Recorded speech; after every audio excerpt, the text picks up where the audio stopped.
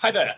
Today we're looking at the second of four videos about what's impacting GNO markets and GNO farmers in 2022. Today I'm joined by our senior farm inputs analyst, Wes Lefroy. Wes, how are you doing today? Good, thanks, Dennis. Thanks for having me on. Oh, it's good to have you.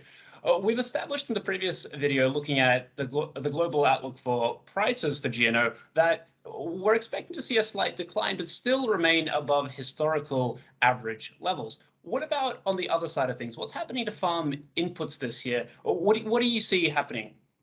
Well, Dennis, three pieces of news. One is good, one is not so good, and one is potentially very ugly. So let's start with the good news.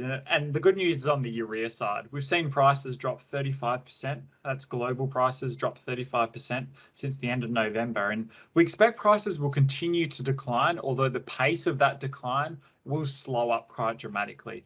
Now, when we look out to June, we do expect that prices will remain above the 5-year average and that farmers will be paying more for nitrogen this season.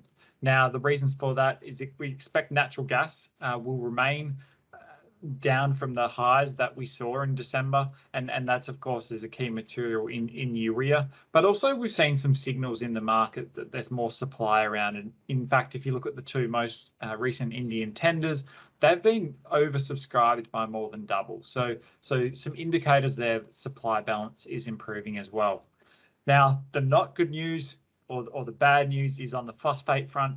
Phosphate prices are still at very high, extremely high levels, and it's unlikely that we think it's unlikely that phosphate prices will fall until China re-enters the market. So China's responsible for about 30% of global exports on a typical year of processed phosphates. So they're a big player, a much bigger player in phosphates than they are in urea. So until China comes back into the market, of which they are due in the end of June this year, we're not expecting to see any significant declines on the phosphate price.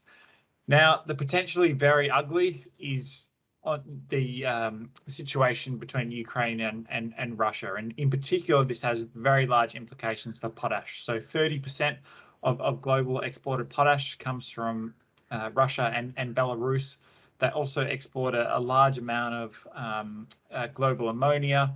14% of global urea and 10% of phosphates is exported by Russia itself. So if we do see sanctions or even the threat of conflict deteriorate, then we could see this having an effect on prices where we see them move upwards. And you mentioned the Ukraine-Russia situation. Are there any other kind of left field, unexpected factors that might come at farm inputs and cause us to move away from our base case of where we think, say, prices are heading?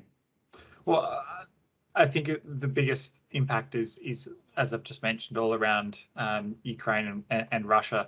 Now, this is not only from the side of things that they're both big exporters of fertilizer, but also the fact that Russia exports a large amount of gas into Europe as well, which would have an impact on EU urea production. So it's almost like a two-pronged issue, if you like, or a double-barreled issue. So that's the key factor that we're watching at the moment. Now, the second one is demand destruction. So by demand destruction, is farmers' response to high prices. If we see farmers reduce significantly their applications, that also may have help to actually bring prices slightly lower. So they're the two main factors we're watching at the moment. Brilliant. Thanks, Wes, and thanks for being part of this video. No, thank you for having me. Talk soon.